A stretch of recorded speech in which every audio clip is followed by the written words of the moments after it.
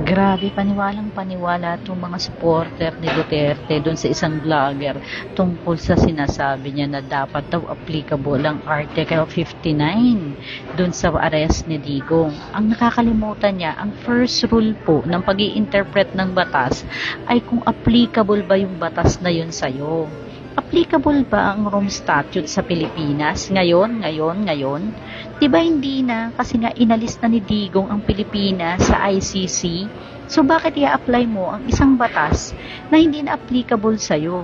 So kahit na bali-baligtarin mo yung Article 59 na yan, hindi na yan applicable.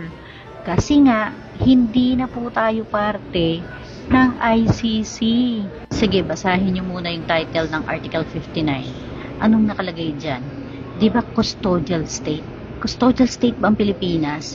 We don't have the authority to be custodial state. So bakit mo i-apply ang isang rule para sa custodial state?